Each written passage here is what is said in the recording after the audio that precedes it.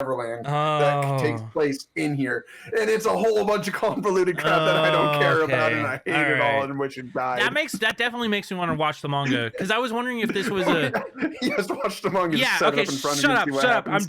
I'm dying. I really want to read the manga. Yeah, dude, I watched manga. All right, I put it up on YouTube. They flip the pages for me. I watch it. Okay. Oh, actually, like there are people who do key animations, like movement things for the manga. It look freaking dope. Yeah, if you're ever looking for something awesome out there, there are people who do that, and it looks freaking awesome. I'm just gonna retcon me. I do that. Okay.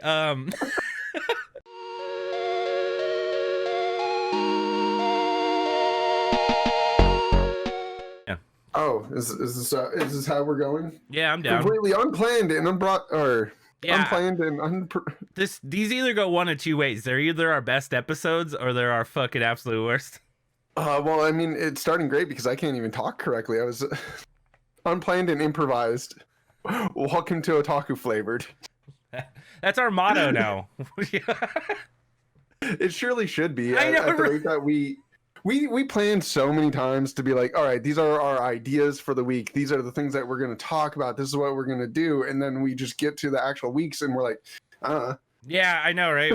We're like so ready to go. This week is funny too because we are actually normally we've recorded by now, but this week was Jay's birthday week, and I was like, you know what, let's just chill out. Like, there's no reason to get this out sooner than later, so it was kind of funny. We've had ample time. We've had ample time. Do you remember when we first started this and we're like, we're going to be like 3 weeks ahead? We were. We're going to be topical and current. We were 3 weeks ahead, and then we like totally were like, oh, you know what, this week, let's fine. And we caught back up to ourselves. Which, truthfully, I'm not going to lie, I'd rather it be kind of like impromptu because that allows for like stuff like, I don't know, something that came out today that we can talk about. So yeah, we can talk about current life things. I know we want to talk about better things, but there's also the jerk from oh my Texas. God, dude! Oh my God. Okay, that makes sense. Everything's lining up, dude. That dude's an asshole. What the hell, man? You can't just go on Facebook and be like, "Yo, I'm a dick," and not think anything's gonna happen, especially in a place of power. Like, what the fuck? Dude, that is the ascendance of a dick. Yeah, like there's a whole manga that could be written about that. You're probably right. Yeah. Anybody who has no power in Texas, like, dude, my prayers out to you, man. Like, stay safe. Oh, dear God, it looks bad out there. Yeah, 3 million people without power, like. Yeah, I feel like being without power in cold weather sucks because, like, this last year we've been without power pretty consistently during like fire season, but it's not like it's freezing outside. No, this place was lit. Yeah. we're literally on fire. Yeah. No, it's there's just imagine. something about like my ideas as a child of America, and then like you just fast forward to current date. California's on fire, Texas is freezing, there's parts of the US without drinkable water, and it's just like, yeah, as a kid, this is not what I envisioned America to be. But no, hey, right? Yeah, at least we don't have an orange man anymore. We're always like brought up like, oh yeah, we're the greatest, everything's great here, everything like that. And it's like, yeah, no, in certain places, in small sections of those places. Because it's like, yeah, we're watching a documentary on the Cecil Hotel right now on Netflix. Ooh. And man, yeah, LA, cool. Sounds like it's a hustling, bustling. They got Hollywood, all that stuff. Dude, what the hell? Don't go outside of certain areas. Like, yeah, that place seems scary as hell. There's been some sketchy places I've gone around there, so I don't know what necessarily you're talking about. But. Yeah. But yeah, it's definitely been interesting. I just can't believe though how much of a dick you have to be to really go on like social media or like especially Facebook. It makes me laugh that it's Facebook. Well, it almost makes sense that he posted that on Facebook, but like it's just the way that he ranted about. Like I kind of wish that we knew exactly the words that he said that we could repeat this here for everybody that wants to know. Just hopefully we'll link it or something. Yeah, I can link Phil DeFranco's video. I don't think he'll care if we link to it. Yeah. Link to Phil DeFranco. That's where I posted this tweet from, because I was like, this is a special type of douchebaggery, and I was just like, oh man. He breaks it down really well. So, dude, straight up though, like it is a special type of douchebaggery. Wow, that's a good way to put it. But in better news for today, and things that are more related to our otaku culture, yay! Getting on subject, because we are not a political podcast. We just ignore everything that just happened. Totally a fever dream. Didn't happen. Welcome to the. Yeah. Yeah, who's hosting this week? I don't know. But the Nintendo Direct was today, and I spent time watching that because. Yeah, that was actually something I was super hyped for, since it's the 35th anniversary of Mario, correct me if I'm wrong? That sounds about right, yeah. Yeah. Not as much Mario stuff as I thought there would be. There is for Animal Crossing, which I'm pretty hyped about. Yeah, so that's kind of neat. Awesome. That kind of like breathes a little bit of blood into Animal Crossing. Animal Crossing is one of those games for me that I had a lot of fun with people, but once I started like trying to play it just me, I'm always like, I'll go over, do something else. See, this is my problem. Animal Crossing has always been my solo thing, and I loved my New Leaf experience. I loved all of my older games experience and whatnot, and I've loved all of the time that I spent there.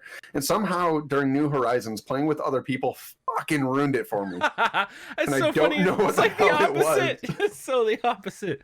I think the weird thing for me is like my poor village. Like, always had stuff strewn everywhere. I didn't care. Like, basically, I haven't checked in on my villagers in so long now. They probably think I'm dead. Like, he's just in his house. I logged in for my birthday. I haven't. Fun. I forgot. I heard that they throw you a party, but I totally forgot to log in for my birthday. Oh man, yeah, they think I'm dead for sure. What I picture is all of them huddled outside my house every day, being like, "Is he okay? Is he gonna come out? Should someone go in?" Like, it doesn't smell funny. I know. There's cockroaches though. So bad. All of the nice, tediously like getting rid of weeds and stuff. It's gonna be terrible when I go back. But I think I'll check out the Mario update just so I can get some Mario costumes and some official ones. Cool. Yeah, I definitely. Yeah, the warp tunnel I think makes it in a lot of ways, because it's like, did you ever want to fast travel across your island? Well, now you can. I'm really bummed that it's only 2 that you can place in your world. That's really disappointing. But I think they didn't want to overly do it. Yeah, there's not really and I honestly think it's something that I will collect, but I won't ever place in my world, most likely. You're not going to turn into Mushroom Kingdom? No, I actually have a complete idea. I want to get back into playing it. I'm going to renovate my entire island and redo it. And I think that's like a small little like side goal that I'm going to start doing. Possibly even just like absurdly late night Animal Crossing streams. Yeah, I was going to say, you ever thought about streaming it? People loved that game. And I feel like there's still a community for it that would love to watch you revamp your whole island. So yeah, just come back after a long time of chaos, because I don't know. I really do love Animal Crossing, and I can't pinpoint on exactly what caused me to dislike it. I think it was just like the constant everybody wanting something from me that I was not like a fan of, because that's not how Animal Crossing has ever been. You've never given stuff to other people outside in the other world, or like I never have. Like, I know there's always been multiplayer features, but it's like I like checking out other people's towns and knowing what they're up to. I don't want to give you the 10 missing fossils that you don't have, because I don't have them either. Yeah, or like it almost becomes tedious for me, because it was this thing where it's like, oh, I have this thing, and I was part of groups that would just post pictures of what they had, and then I'm supposed to coordinate with you to go over there to get it if I want it, or you get it and bring it to me, or like however it might have gone down. It just kind of started ruining the game for me, because I would just wake up, go over, check what I had, and be like, cool, I don't want to do anything. Or stonks. Like Stonks was a whole nightmare of things. And then there's the people who just time travel, which, I mean, play your game the way that you play, but since it is a multiplayer game, that kind of ruins it for like when people just start throwing shit at you and like, I don't want this thing that I otherwise wouldn't be able to get, like it just doesn't feel organic anymore. Yeah, especially going like super far ahead and stuff. Yeah. So like I'm cool with them doing it for their own world, but it irked me when people were like dropping things off in my world, and it's like, I don't need 2 million bells because you went into the stock market for like 6 months in advance. Like, that's not what I want. Yeah, exactly. I mean, I even think getting given stuff like that, I don't like it because I play games mainly for the progression part, not the whole like, oh, it's end game. Now you can buy whatever you want or do whatever you want, basically. Like, I like the whole struggle until the end, basically. Yeah. The moment that you get that one piece that really ties everything together and you build the spot around it, and that's what feels good. I don't know. That's my Animal Crossing experience. So multiplayer for me ruined it. Yeah. I had like an envision for my island, but just the effort that it would have taken to get there, just I didn't have it in me.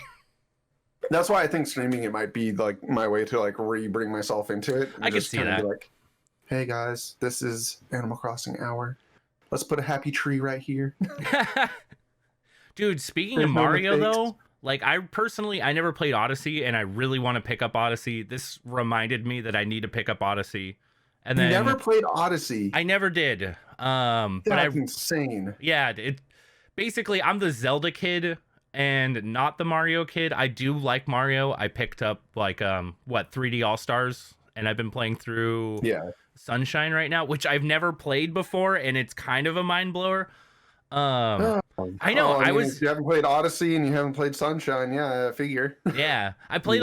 Basically, I played a little bit of Galaxy, a ton of 64, and then kind of stopped. My Mario mainly was Super Mario World back in the day when I tried speedrunning. Did you not play like a bunch of 1, 2, and 3? I played a little bit of 1, 2, and 3 growing up. Like the kid down the street had an NES and an SNES. Wasn't completely ruined, is what you're telling me. No, it wasn't. Yeah, Okay. I mean, as far as I played a bunch of Zelda 1 and Zelda 2, but not as much as once I got into A Link to the Past. That was like grabbed me and drug me into the Zelda camp, and I was stuck there. I was like, cool, Mario, you kind of go on an adventure. It's a platformer you go across. You have to make your time jumps or whatever. Link's like, this is a story and a quest, and there's stuff going on, and like, so that's what brought me into that camp. Okay, I was solidly both of those things as a kid. But yeah, I love my old school Nintendo for sure. This really made me want to pick up 3D World, and Bowser's Fury, is that what it was called? Bowser's Fury, that one looks really fun. It looks really fun. I was playing with that the other day. Yeah.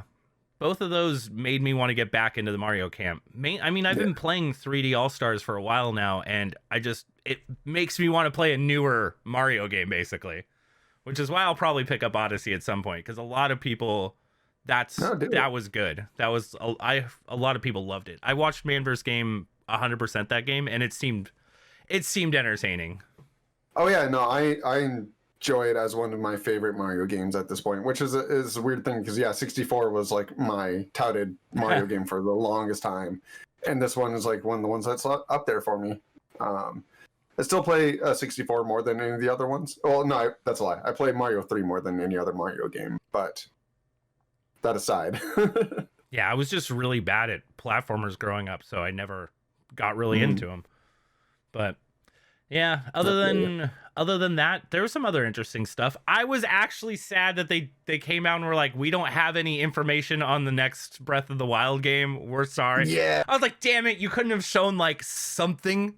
But I kind of next year we will. I kind of get it. They don't want to like put hype into something that's going to take a long time, especially after seeing what happened to Cyberpunk. I feel like they're like, don't show anything right now. Just tell them we don't have anything. Because we've learned that kind of, showing off your game too early is also a bad idea. I don't think Nintendo's thinking that. I think Nintendo's just on its own track, to be completely honest. Yeah. I think that side of the industry is going to ripple with its own problems. And I think Nintendo did what they did probably completely regardless of that. But I could see that. Yeah. But even then they showed off Skyward Sword, which I don't know. I really liked that one. I thought it was better than a lot of people gave it credit for. There's some stuff in it. To it.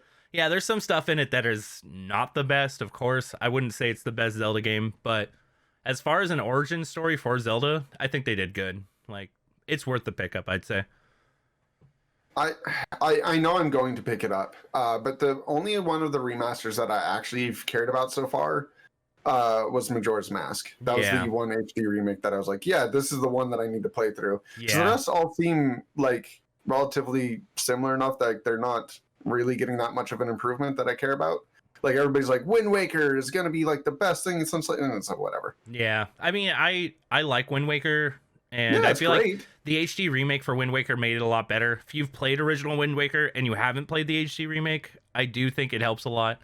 I It think kind if of you're gonna play for your first time, play the remake. Oh yeah, Sure, but I don't 100%. think there Yeah. was anything that I gained from playing it a second time I could see that. on an HD. I think Majora's Mask is a weird one because it's always better the more you play Majora's Mask. Majora's Mask Yeah. is one of the few Zelda games that I feel like to far almost say it's perfect. It's not my favorite because A Link to the Past will forever be my favorite.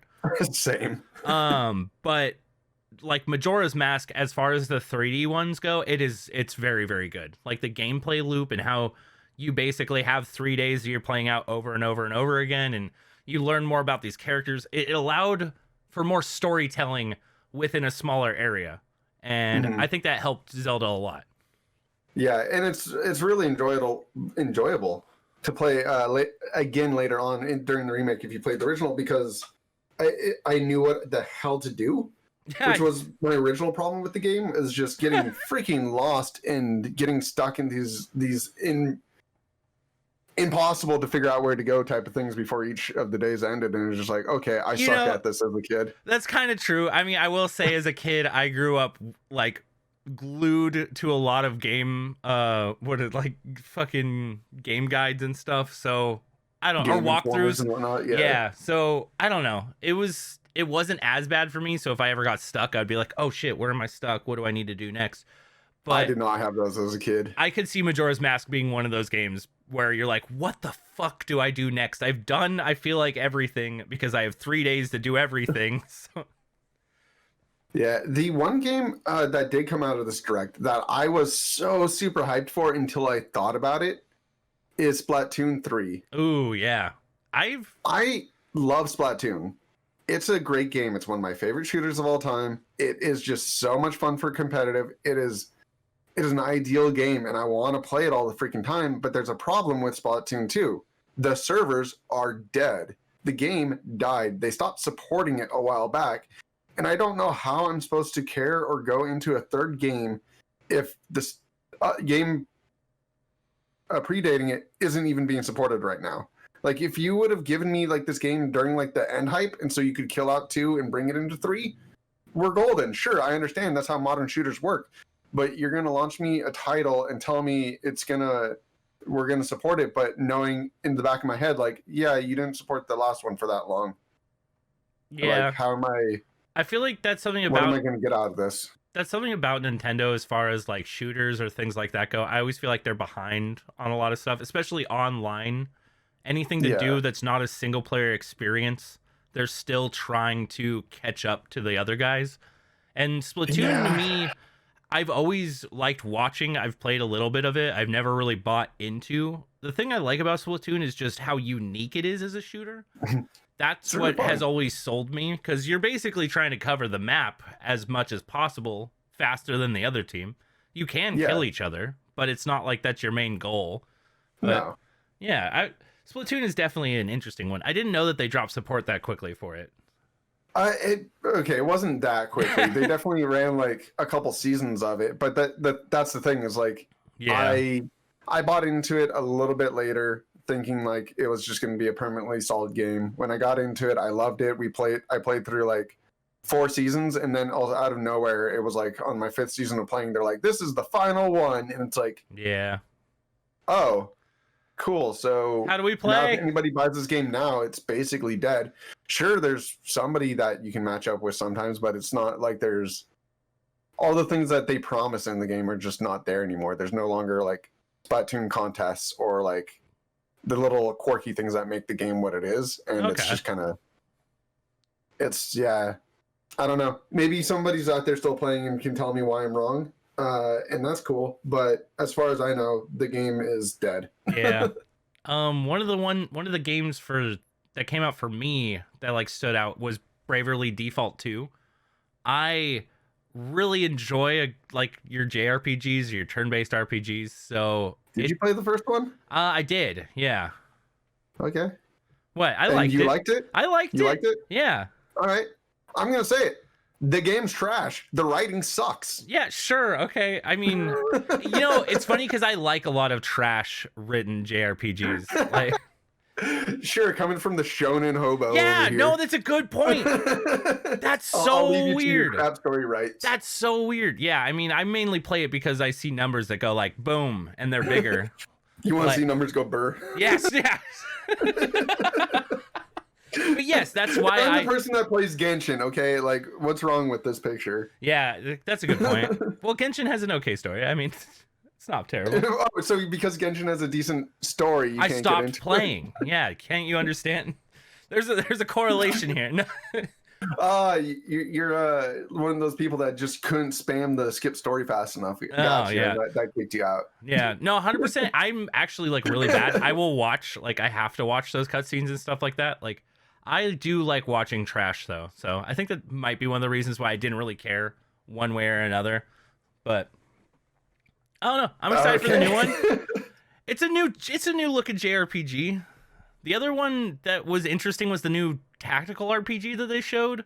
What, something Triangle Syndicate? I forget what it was called. But I don't know.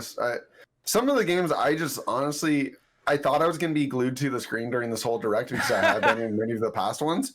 And I was watching a lot of this direct, and it might have been the construction that's going on in my house and the constant hammer noises, or the fact that like most of the games just weren't interesting to me. you're just slowly like just staring at the screen like, wait, I don't even know what I'm watching anymore. But that one, I mean, it looked interesting. It looked like a take on the good old Fire Emblem style tactics game. So I don't know. I like those as well. I'll probably take a look. I'm trying to think what else. Man. Was there?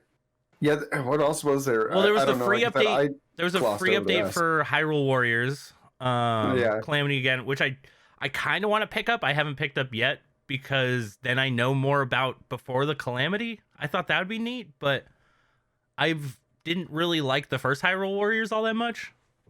Not only did I not like the Hyrule Warriors, but I am not a person that enjoys any of the those giant horde-based combat. Oh, what, like games. Dynasty What are Warriors? they called? Yeah, Dynasty Warriors. Yeah. That's what it's called.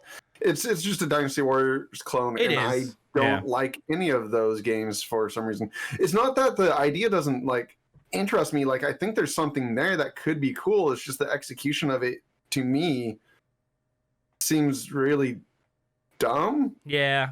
I mean, Like I would love to control giant hordes of armies and move through everything, but that's not what the game is about. It's about one dude going blah through a whole bunch of and I think that's units. that's where like the fun comes from, basically, is just being able to jump into like 500 dudes and murder all of them. I remember the first time I saw a Dynasty Warriors game as a kid, I was like, this is sweet. I never bought one, and I never really played them much. Because yeah, there's just something weird about it. It's not as fun as you think it would be. Because I'm not a power fantasy person. I don't need to just destroy everything in my path. I feel like I am a power fantasy person, but not in games, I guess. Because Okay. I do love watching like a power fantasy anime. We finished Misfits of Demon Academy recently. That was sweet. But as That was good, yeah. but as far as like a game, it just feels weird because you're like, oh, I'm killing hundreds of units in my one swipe, and this is supposed to feel fun. Like, give me your Dark Souls where I barely can kill the one dude and I have to struggle against him. Like, I like the struggle, basically. I think I like the struggle a lot more too. That's also kind of why I like horror games a lot of times, like the good ones where you almost never get to defeat the thing and you're just fighting the whole time to stay alive. Yeah, it's that basically... type of stuff interests the crap out of me. Yeah, that's interesting. Do you like the games then where you can't fight back at all? Or do you like closer to like a Resident Evil where you have the option? Alien Isolation is an awesome game. And I like a lot of games like that where you're just, or even the original like Silent Hill, things like that, where you're basically doomed most of the time and you barely get a chance to fight back. And when you do, it feels epic and awesome. And even like the Half-Life Alyx, like the first time that you go against what's his name, the the dude that can hear you but can't see you. Oh, That big boss guy. yeah. I want to say Leroy, but I don't think his name is Leroy. Leroy Jenkins. No. So that part of the game, the first playthrough of that was my favorite part of the game, and I loved Half-Life Alyx to an extreme. But don't play that game a second time, in my opinion, because that part of the game is the most boring. Like do nothing. The first time through, it's invigorating. I loved it. It felt clean. It felt good. The second time through, it feels so scripted and so boring. Yeah, it's kind of the opposite effect of Majora's Mask, where like Majora's Mask, once you know what to do, it's more fun. But in this game, once you know what to do, it's just not scary. It just feels like you're on rails. Like, The second time through, you're literally clowning with him. Like, you're just throwing bottles at his head as you wave to him and walk by him, like, and skipping. You're just like, da da da, and playing on the hardest difficulty ever. And he's somehow now the easiest part of the entire game. And it's just like, because I know what I'm supposed to do. And I have a funny story for that. I basically couldn't figure out what to do at one point, and you get to a point where there's an elevator that you open by turning basically just like a valve. So you like spin that, and as you're spinning that, he'll come run at you. And I couldn't figure out how to basically open it fast enough to get in. So I started trying to do like lure him as far away as possible, and then I would go as quickly as possible.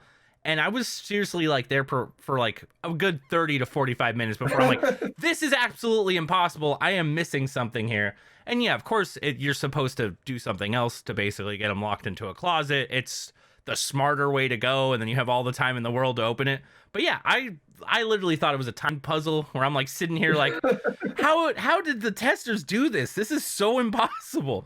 I know exactly what you're thinking about. I didn't run into that problem in that area, but I know exactly what you're talking about. Lo and behold, it is impossible. I really wanted it not to be, though. I really wanted to just skip into there. I mean, I really love that world and the way that they build some stuff, but there's also just like the general logic of how those doors work in real life that they don't just slide down like that on you. Well, sure. Yeah. It's like crank it up a little bit, crawl down and slide. But that's a part of the game where the game doesn't let you jump. It doesn't let you do certain actions that feel like you should be able to do in real life because they're trying to keep it safe for people who can't move in those ways in VR, which I completely get. We're getting on a very hell of a tangent. We were on Nintendo. And we went from Nintendo Directs and now we're on Alex. Yeah. Watch this train. The train has left the station. Yeah. Someone's over here like connecting our dots. Like, are these kids okay? Like, are they fine? I mean, VR is a whole nother topic that I want to get into more a lot of times because it's something that I really am passionate about and spend way too much time into from anybody who's spent enough time watching me in VR chat. Yeah. So, but going back all the way to Nintendo stuff, I think we were basically done on the idea of what the Direct had to offer. And I'm more over here on this other idea of like things that I wanted from the Nintendo Direct. Was there something that you were hoping for that it didn't deliver on? Yeah, Geno and Smash. Definitely still in that camp. I'm in that camp for my friend, but yeah, I think they need to do more unique characters in Smash. I saw it was the Xenoblades character, which is cool. Don't get me wrong. I feel like it wasn't a Fire Emblem character, thank God. But yeah, I don't know. They have such a repertoire of characters to choose from. You would think the Nintendo could pick more unique characters. But yeah, I don't know. I'm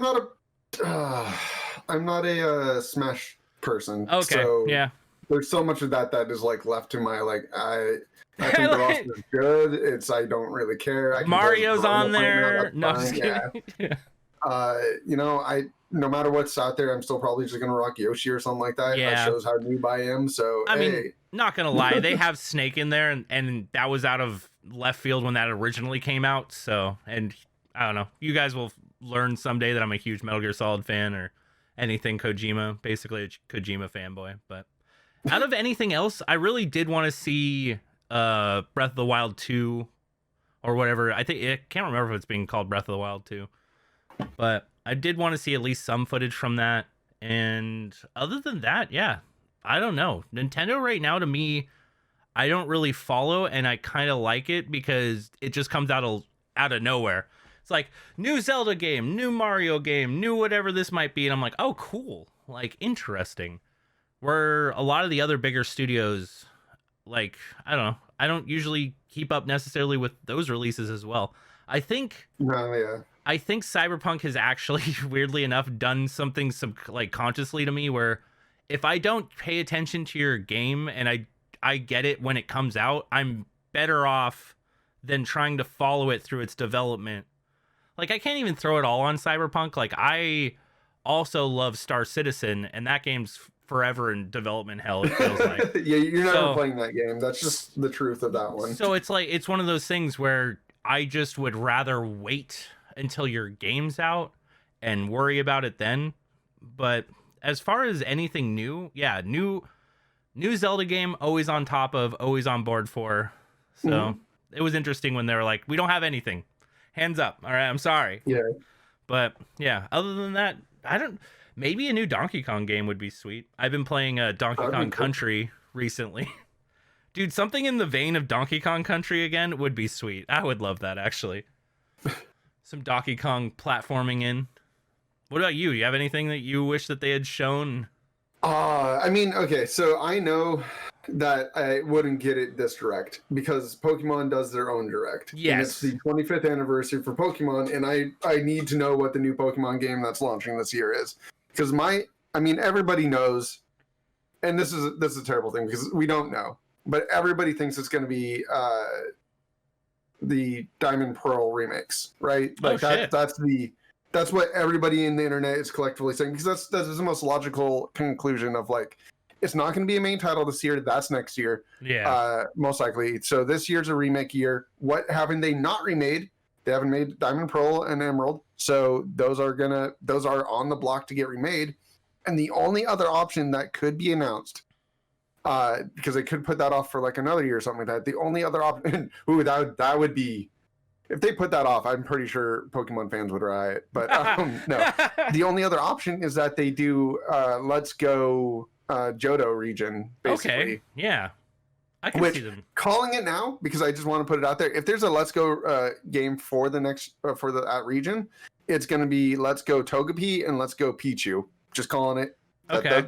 That's my call out for what the two titled Pokemon are. Okay, I could see that. You know, I'll jump on that. That actually sounds about right. I could see them doing another Let's Go because it's different enough while still being a Pokemon game. So I could see them trying to continue that formula. I don't think Let's Go Pikachu and Eevee will be the very last one, but no, I definitely think they're going to do each region of those as a remix of its own thing. If they don't, they're missing out on something. I liked it. I know a lot of people didn't. Yeah, they're definitely not the core Pokemon game, they're still fun, and they offered something of a 2-player experience. And it wasn't a full 2-player experience, which is the biggest shame that game had. Yeah. If it had a true 2-player Let's Go Explore Pokemon mechanic to it, that'd be crazy. Could have been just amazing. Could have been a replacement for the mainline games, honestly. That's something that's really weird. I feel like when people are thinking about multiplayer nowadays, is they're thinking a much bigger picture. But a lot of us, I feel like if you added just co-op, you and a friend, like being able to play the same single player experience, but in like, Pokemon or Skyrim or any of these worlds that are just heavy single player experiences. Like, that's all we really want is just one other person to join in. But whether it's your spouse or your best mate, whatever, like, those are a lot of things that people are looking for. And a lot of times when I'm in a multiplayer game anyways, you're like, you can play with like 20 other people. No, screw you, I'm playing with one other person. Yeah, no, I mean, I feel like getting a group too large, it starts becoming unwieldy in a way. And it's less about like your adventure and more about everyone basically trying to like reach a goal together, which there's nothing wrong with that. But I mean, I definitely am more of the person to try to go off by myself. Like, weirdly enough, we were playing Valheim yesterday, and this like ties into this really well. Like, we're all playing here, and next thing you know, you look on the map, Jay's just across the map already. I've yeeted myself over there and built my own separate He's like, town. he's like, I'm starting my own base over here and everything, and it's like, exactly. Like that, I feel like falls very much into that same thing where once you get a big enough group of people, it's like, I would much rather just be me and one other person. We build our little town together. But I mean, you can always branch off and do that, like what Jay did. But... Yeah. Well, I realized really quickly last night that it's like, I need to go do my own thing for a little bit, because when I come back to this game, I'm going to miss a couple days. Like, I'm probably going to be streaming tonight. I'm not going to be playing Valheim. I'm pretty sure everybody's going to go off and slay another boss, but this time without me. So it's going to be one of those things where everybody's progression is going to be so different than mine that I'm almost best off just having my own experience while meeting up with everybody else. That was where my head was. I kind of feel that in a lot of ways, because I know I won't be playing all the time for it either. So yeah, it's going to be a lot of like, I come back and everyone has like crazy upgraded stuff and they're like, dude, check this out. And it's like, okay, cool. Like, now I need to work towards getting there. But yeah, that's like most games for me, because like for Minecraft or any game that's like open world survival-ish where you can like get better stuff, I'm usually last, because I can't just dedicate myself to playing one of those super hardcore, basically. I hop game. I basically have ADHD in gaming. Like, I hop games so hardcore. Like, I'm not gonna lie, last night I was literally playing Valheim with you guys and EVE Online, because EVE Online's like my new crack. So really, you're rocking some EVE Online? Yeah, I'm Spreadsheet Simulator again. Wow. I used to play it I've dabbled, but I used to play it a lot. I used to be really deep into solo PvP in that game, and then just stopped because I didn't want to pay per month. And I guess it makes sense, because you're the Star Citizen kid, so yeah, I love space. You guys, yeah, I love space. But yeah, I didn't realize it went free to play. I probably did realize it went to free to play and just told myself don't go back, which is more likely what happened. But the other day, I was just watching. I was just on Twitter basically, and I saw someone who had posted, "Hey, like, I'm getting back into EVE again." I'm like, "That's right, that's a game." So I went and checked, and I was like expecting to pay $15 or whatever, and it was like free to play, and I'm like, "Oh, okay, you got me." Like, EVE. Well, there's so much money that gets spent in that game, anyways. Like, just look at some of those large battles.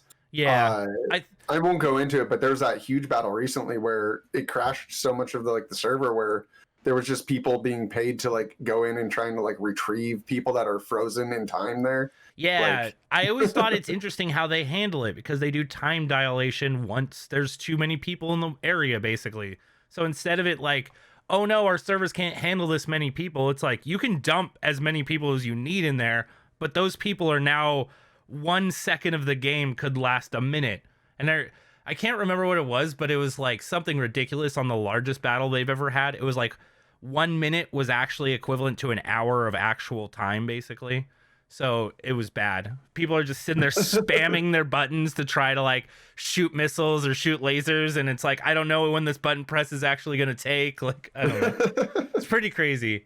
But yeah, that game's insane. Have you played Elite Dangerous? I have, and part of me also wants to get into Elite Dangerous more. I've dabbled. It has VR. Yeah, it does, which is I think the thing that's stopping me is I usually don't go Space Truck Simulator, and Space Truck Simulator is how you start in Elite Dangerous mainly.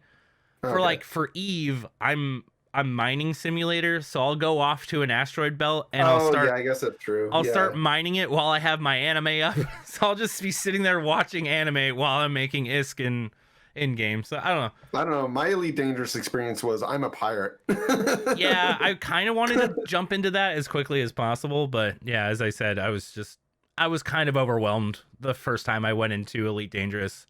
I do want to give it more of a go though, because yeah, I'm the space kid. I love space sims, and my buy-in for it was the VR aspect, which makes me really sad that No Man's Skies has hurt me so many times. And now it's VR. It's VR scheme. Everybody praises us for it. I think it's trash, VR scheme. I tried to remap it because it's just garbage. The game's always been garbage. It's still garbage. Everybody keeps saying it gets better. And each person who drinks that tea, I just want to know how, like, are they paying you at this point? It's great. It's amazing. Jay, it's amazing. Jay. And like the cup says sponsored by. No. That'd be great. No, there's so many games that I want in VR, and I'm not gonna lie. If Nintendo would just like shove out Animal Crossing VR, I might not release myself into reality ever again. That's kind of an We're interesting. doomed. That's kind of an interesting thing. Do you think Nintendo will ever tackle VR? I don't know if they will, but please, dear God, somebody do this. So I'm so tired of Xbox and PlayStation doing what the fuck.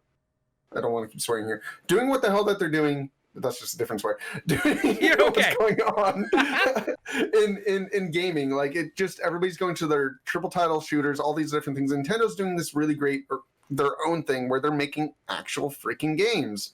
Not to say that shooters aren't and whatnot, but you guys know what I mean. Like they feel novel, they feel unique, they feel like actual games like they used to on consoles, and it gives you this experience that you're not getting anywhere else. And then you can, there's just so much more to that. And Yeah. I want somebody to just start doing that in VR as well. And I don't think Nintendo's going to be that person. I personally don't think so either. Because No. the weird thing about Nintendo is I think they thrive in the non first person like genres, and I think VR, not saying VR has to be first person, because of course VR can kind of be whatever it can be, but Yeah. I do think the majority of VR titles will forever be first person, because that's the majority of the experience, be it first person in some way or another, but it'll most likely stick to that. I do wonder if there's a way to handle non first person VR games well, and if you've seen any recently or at all.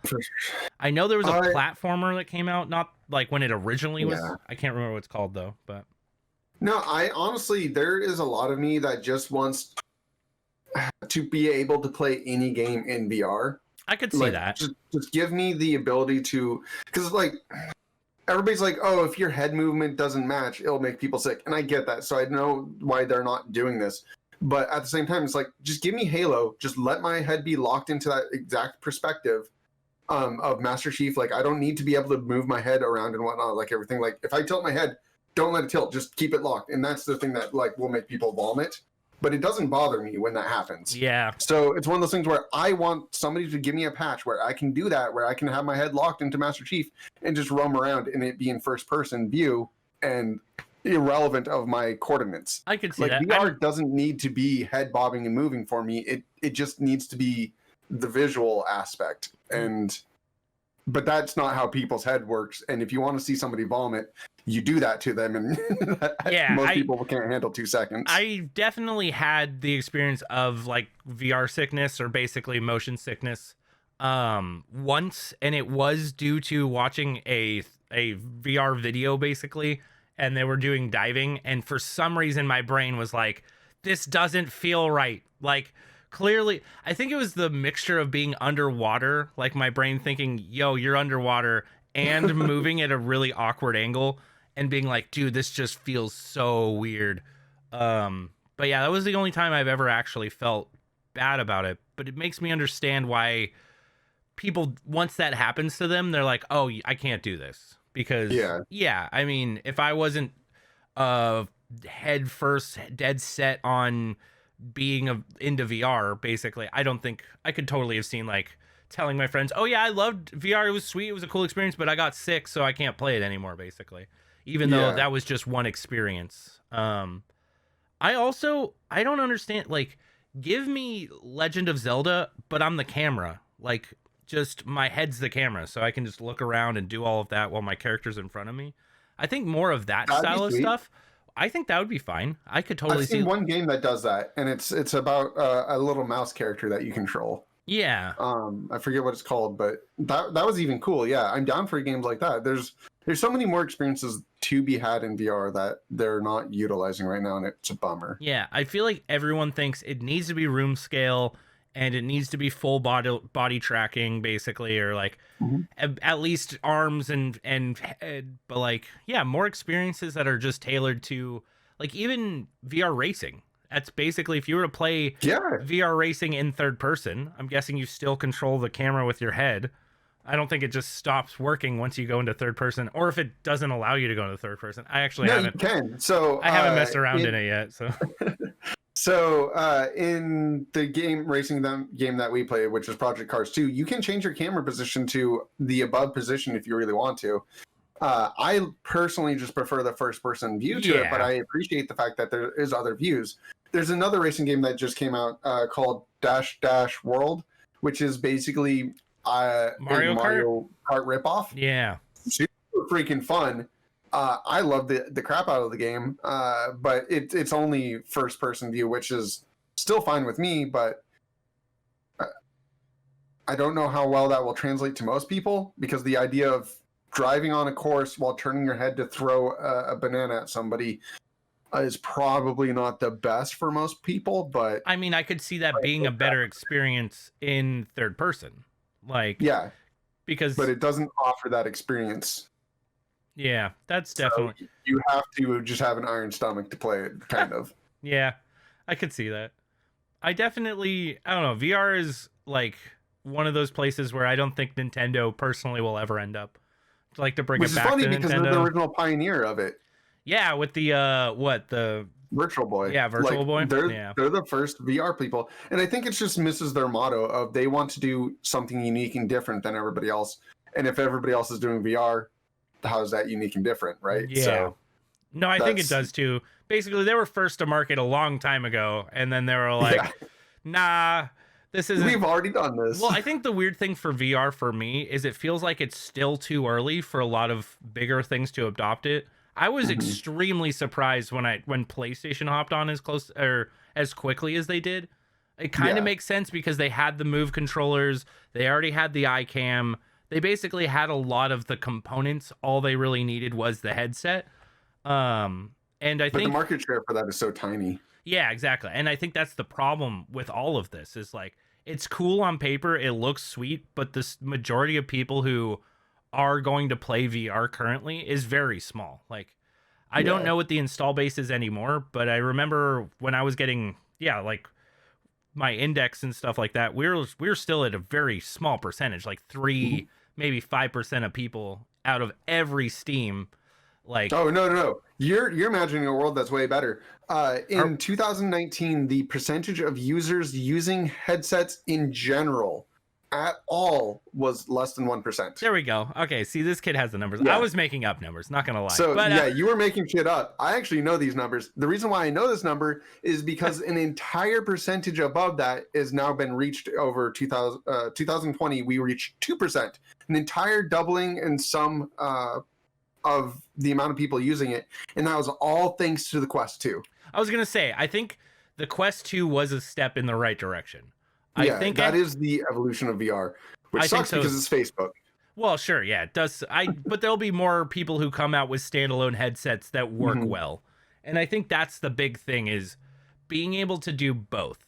Being able to have your standalone headset that just runs off of nothing basically and works, and then on top of that, being able to plug it into your computer, add a couple sensors, and now you're like the big boys. So I think having the best of both worlds is what's going to push VR into like the next step and make it more mainstream. At a price that matters too. Yes, because the Cosmos just released, and the Cosmos has the best resolution of all headsets currently. It's using the exact same earpieces that the Index has, and has the same head mount with a better screen. The problem is the controllers aren't that great. But it's also an inside-out tracker. It's a standalone, but it's $600. Yeah. And the Quest 2 is $300. So that's where I think VR needs to be. $300 is the high end that people want to spend. Anything above that just is absurd to everybody, and I understand that. Like, sure. Well, I mean, it makes sense. I do think like the $300 threshold for most people is like you're buying a console. Or you're buying a PlayStation, that's an Xbox. Yeah, exactly. So I think it does make sense because I mean, this is a PlayStation or an Xbox that doesn't need a computer, but if you wanted to do like full on everything, you need a computer basically. So let alone that, you can hook it up to your PlayStation or Xbox.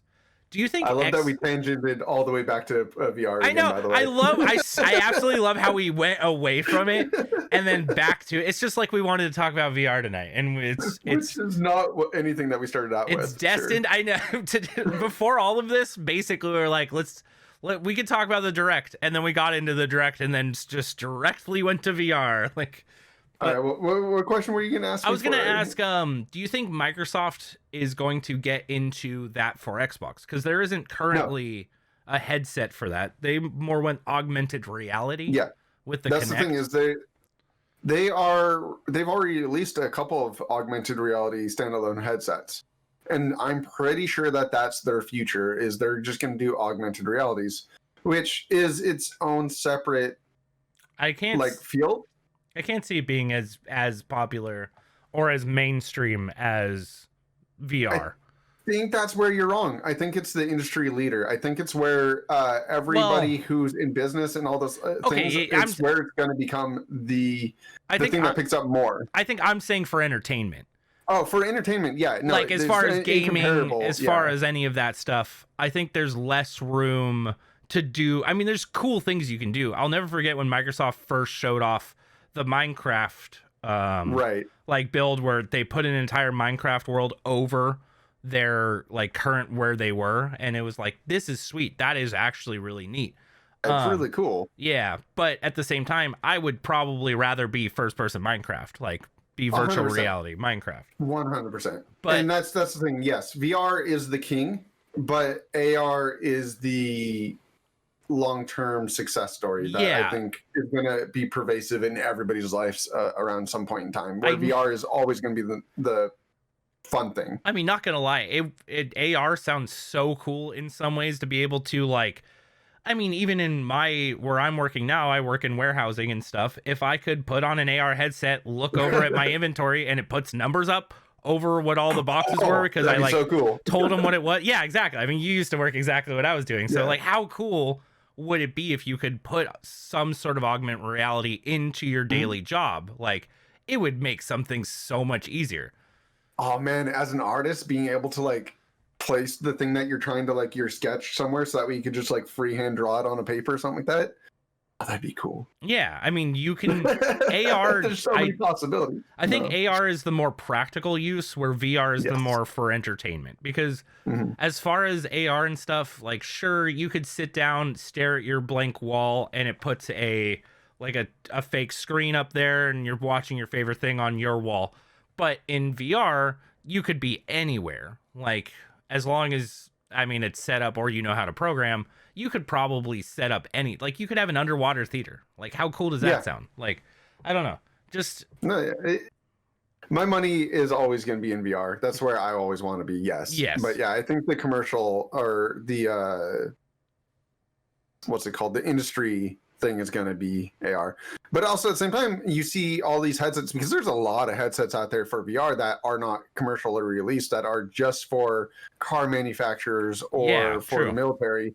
And it's like, so those things are out there and obsessed. I've seen some people buy those headsets for themselves, which is a ludicrous amount of money. And they're freaking cool. Like 4K monitor screens and whatnot. Yeah, I would love to try those things, but the problem is there's no support for them, so they have all these like jank ways of trying to get a game to run in them. All your workarounds to make it like get detected in Steam VR and then getting it to all work. Yeah, your $8,000 VR headset working with all of one game. yeah, you're only using it for VR chat 100%. VR chat, the golden child of everything. Yes. Yeah, 100% driving for like full body tracking, everything. I feel like it's basically the porn industry of VR right now. Like, I guess the porn industry is the porn industry of VR, but like VR chat is definitely helping. That's the whole other thing, though, right? Like, that I think is a part of the market that is probably driving a whole nother level of VR that I'm not. Really... that we're not aware of 100%. I'll agree with that. There's people I know that's their first question when you talk to them about VR is they're like, but the porn, and it's just like, but no, I feel maybe if I had a separate headset for that or something like that, because nobody wants their own headset. Well, I'm not that person. I definitely, so like porn in VR is like one of those weird things where I feel like once the mainstream like gets that and it's at a low enough cost, yes, people will be buying VR headsets strictly for that, basically. I No, think for sure. it'll be But it'll basically become your third monitor to a lot of people. Like, I think a lot of people will have their 2 monitors set up, and then they have a third monitor, which is technically a VR headset. But yeah. but I guess that just comes with its own complications and problems. I get that it's for some people. yeah.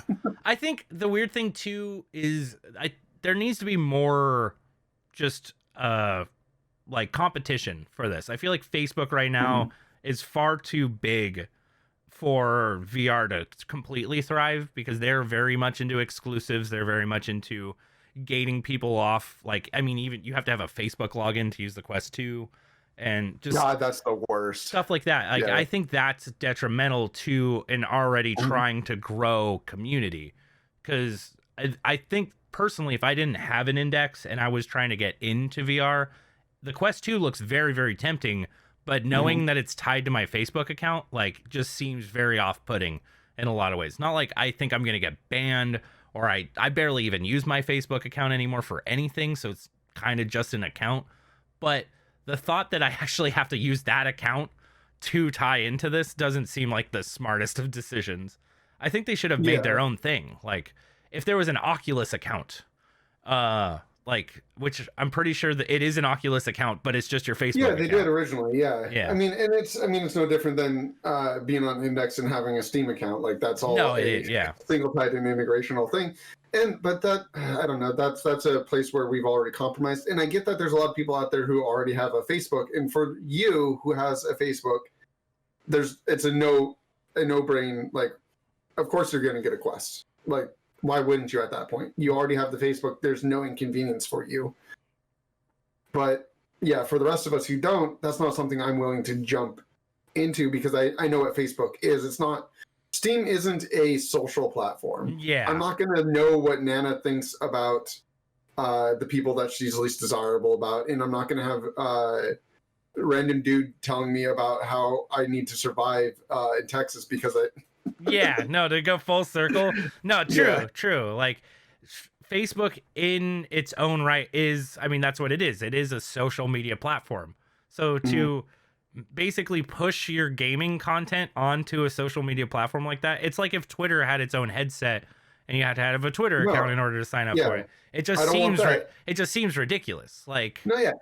I want my gaming platform to be gaming only. Like, one of the things that I hated the most back in the day was when Xbox had they launched that like news app on there. Oh yeah. And they started giving us feed for stuff that it's like, here's the sports feed and here's this feed, and it's like, how do I turn all this off? And if there's not an option for it, can I throw you out the window?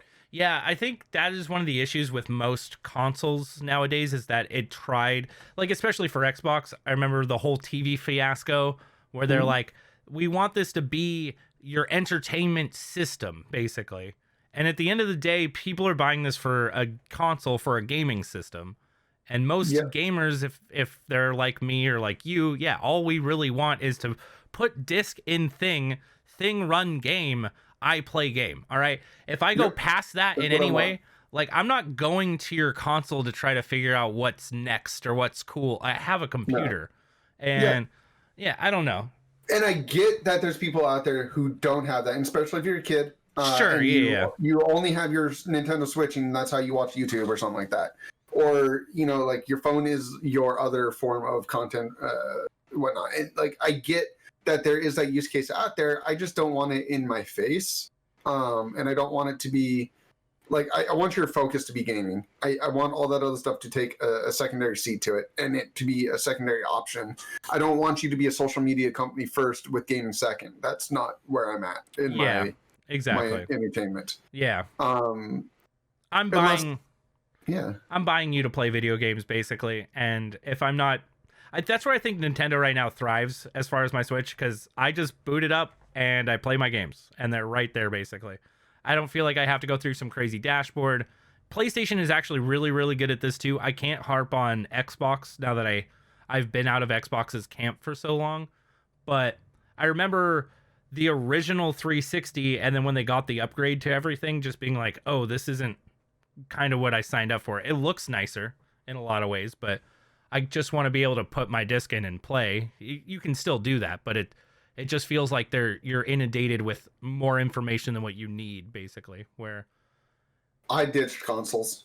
The Switch is I will buy Nintendo. That's where I'm at in my life, and it's not because I don't like all those other games. It's because I just have them on PC anyways. Yeah, I'm done. Which I think is the happening with more and more consoles now, which they're just bringing their games onto PC because PC is just a larger market for bringing games on. It used to be, can my computer run this?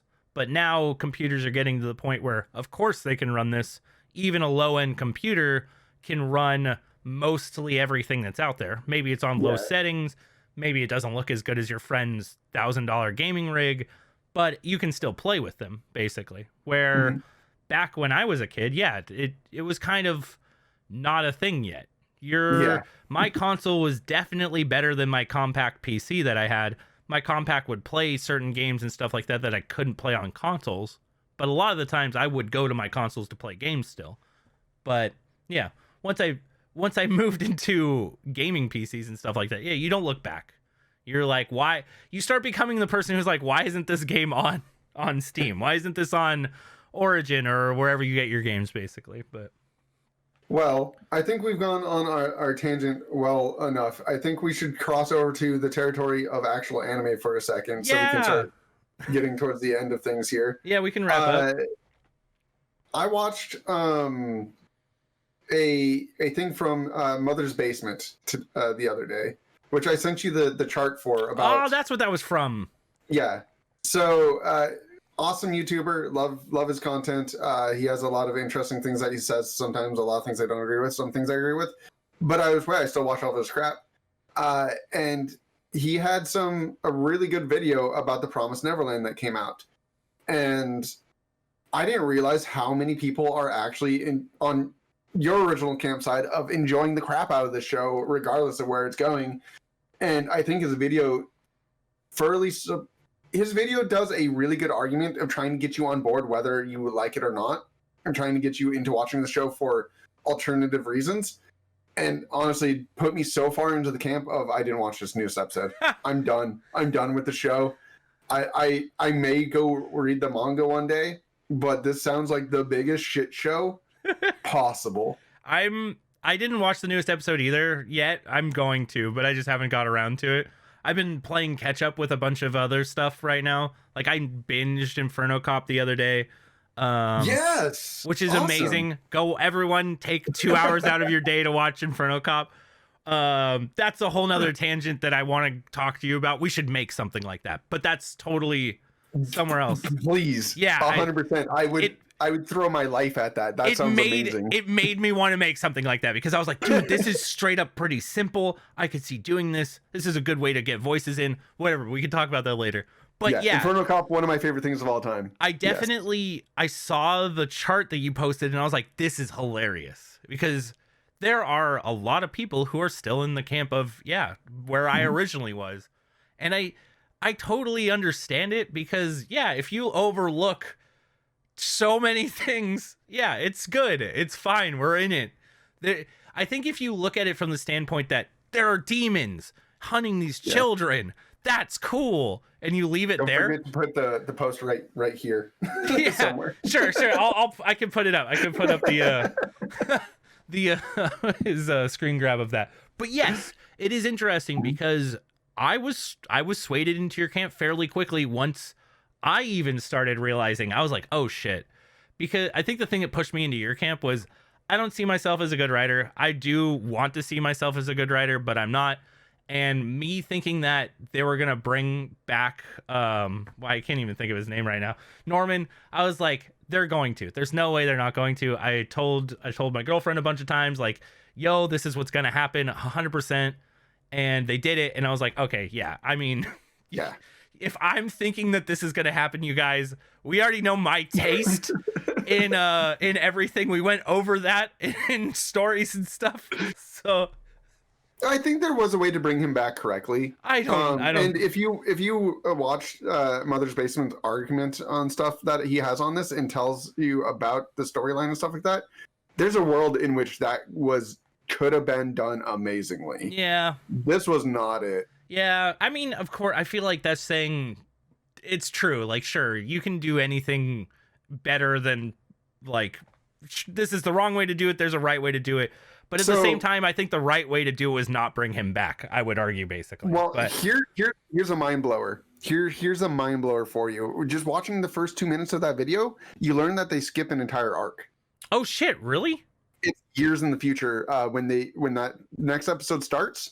Oh, Of so them you're running saying the forest you're saying the is- manga follows a lot closer to they don't follow the manga at all. They weird. stopped following the manga 100%, and they skipped to an entire like dozens of chapters later Oh, that into a makes whole new so arc. much sense.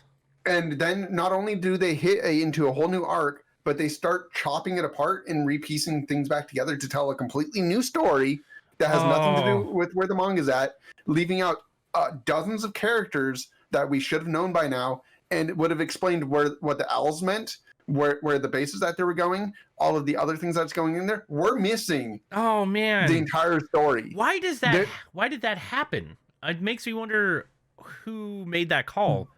Their thought is that they're so if you look at apparently the covers in the manga, that the outside cover and the inside covers all have alternate covers, so there's possible alternate realities, and there's even a live action movie where it's alternate reality kind of.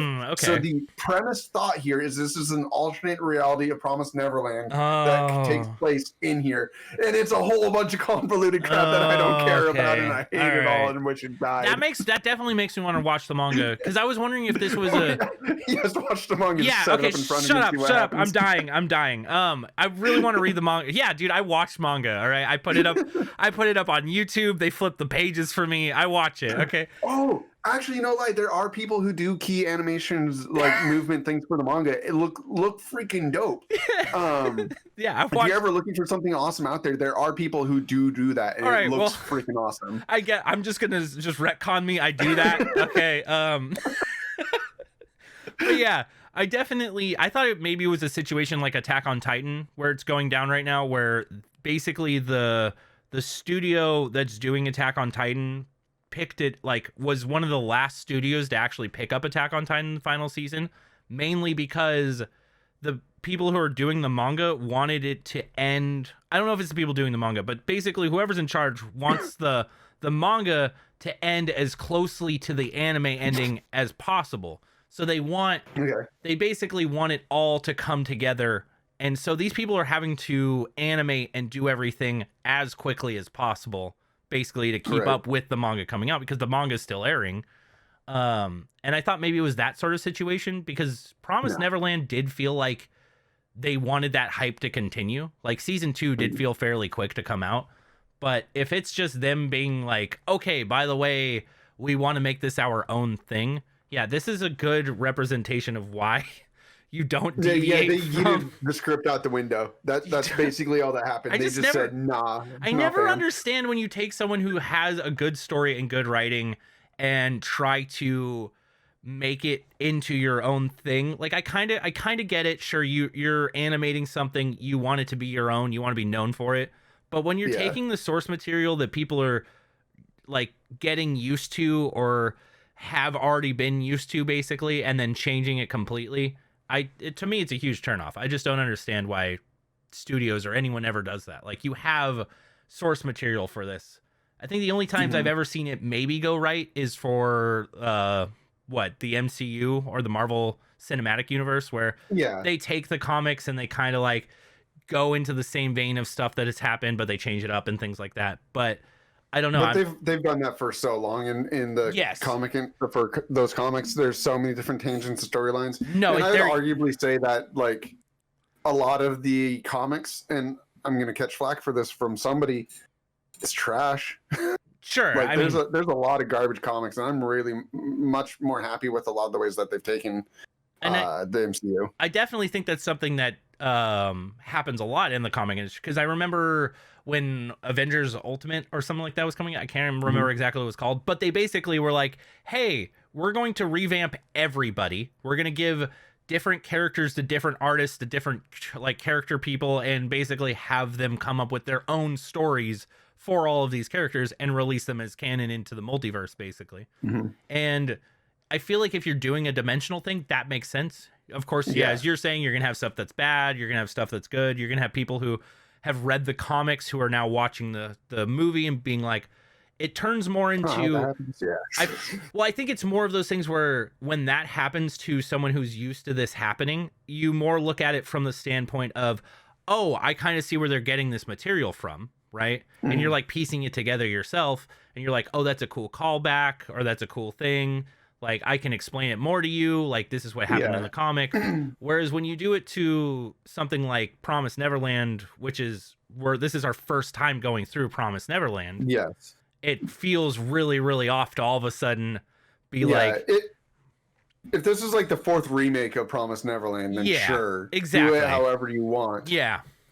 Tell me a different version of Alice in Wonderland. Sure, whatever. You know, like, every time we re-hit one of those old stories, I don't want to hear the same thing again. I'll just go watch the original. Which is like a whole thing as to why I hate the digital...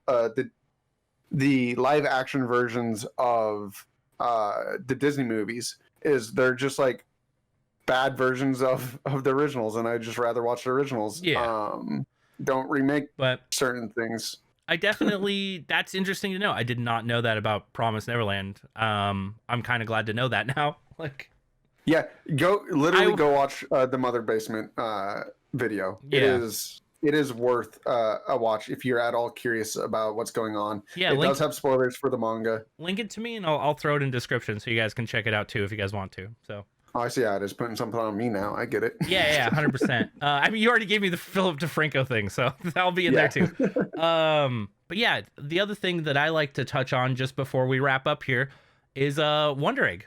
I didn't watch I don't want to talk about the episode that aired today because we are doing this on Wednesday. I haven't seen it. Me and the girlfriend are going to watch it in a day or two, and that's going to be a thing. Yeah, I haven't seen it either. So we can talk about the episode prior, which I think is 4 or 5. I'm like losing track of days. But this last episode is amazing. Good. This last episode was very, very good. Yeah. I love the character development in this show. They are very, very good at making me like these characters. And they've kind of been slowly but surely working their way through the cast. And this is just another, we learn more about one of the characters. Mm-hmm. And also get some of the most badass fight scenes on that bridge. That bridge is a loaded place for some awesome conflicts. Yeah, her weapon also is sweet. Oh yeah, no, it's and it's that little like toy at the end when it shrinks down. So I'm wondering if that's like I think it's a hair clip. Childhood. Is it a hair clip? I thought it was like a little toy piece or something like that. It may be. It definitely might be. It was interesting to know her. I can't remember her name. I think it starts with an N. But basically, CEO girl is how I like to look at her. I always give nicknames to people because I'm really. Are we talking about Nami or whatever her name is? The girl from on the bridge. Yeah, the girl on the bridge. Yeah. So we like learn more about like her sister, and dude. Of course, spoilers ahead. Like we already know whenever we get to Wonder Egg. Everybody's getting train wreck on this one. This is our spoilers. Dude, holy shit! When they're like, she stabbed me and then ran off and jumped off a bridge. I was like, those scar marks are gnarly. I was like, she didn't just stab you. Are you fucking? She like gutted you. She like murdered you. Yeah. That's no freaking joke. I was like, dude, saying she stabbed you is putting this like lightly. Like, holy shit, girl! Like, what the fuck? Yeah, that's like, whew, that's heavy. Yeah, this episode is really good though. Mm-hmm. No, I really love. There's so much about it, and even they're really touching on that whole like teacher possible molestation thing that might have occurred between Ai's friend, which is so weird how Ai's like not like the playful banter that she has with it, like she doesn't fully comprehend or understand whether or not that was or was not happening. And Momo then being like, my uncle's not like that way or whatever, and it's like that there's just so much going on there why he's over at their house, and just like there's so many parts to that scene that needs to be rewatched multiple times. There's definitely a lot of layers going on there. I do love how it turned out to be her uncle. So now you Yeah. have a girl who's like, oh, I've grown up with him. I understand what he's like, kind of. And if we do find out he is a terrible person, like her whole finding out that he's a terrible person, it's going to be crazy. Like, it's going to be so crazy. I really love that side of it because I've almost felt like that was something we were missing. Is there's so many people like are quick to say like child molesters need to burn and whatever, send them in jail. What like I hate them, scum of the earth. And there's all these people who say these things, and I don't know if they all mean it, because as soon as something like that occurs in somebody's life, you start to see all these apologetics people for it, or all these people are like, no, he's a nice man, he would never do these things, or I just couldn't believe that it was he did these things, as if the person was going to be like, oh yeah, what were you doing this weekend, Frank? And he's like, oh, I was talking to this 13-year-old and I was going to take her back to my place and bang her. It's like, that's not the conversation that your coworker's going to have with you. Of course, they're going to keep their weird tendencies to their secrets. So everybody thinks that they're a nice person until these things happen. And then people try to apologize and actively act as if that's not a problem. And yet, before that occurred, they would totally have told you, like, oh, I would disown anybody that did that type of thing. And then it's just like, well, how is Momo going to handle this? Is that the route? Like, they're already saying, no, this isn't who he is. And it's like, the immediate who she is, okay. Immediate cover for it. And that might be true. Like, don't talk shit about somebody unless you know for a fact that they did something like that, innocent until proven guilty. But at the same time, like, and if that turns out to be what it is, where's that going to go? And I think Momo's an interesting one because she already is dealing with all of that, basically. Like, we learn more about Momo this one too, basically, that her friend basically was into her and exposed herself, and she freezed up, basically, which made her feel probably awkward and weird about herself, so she went and killed herself. So there's so much going on with Momo. It was one of those things where I feel like she herself had seen that side of a person that she didn't fully understand. So finding out that her uncle is potentially like a terrible person like that, I do wonder how she's going to handle it. I definitely...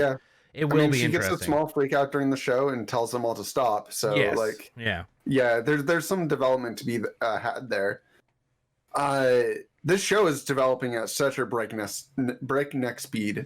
I have no idea what's gonna, like, as soon as I watch this next episode, I hope that I have a better idea where it's going. I think there's so much that happened in this episode that won't make sense for another few episodes. I think so as well.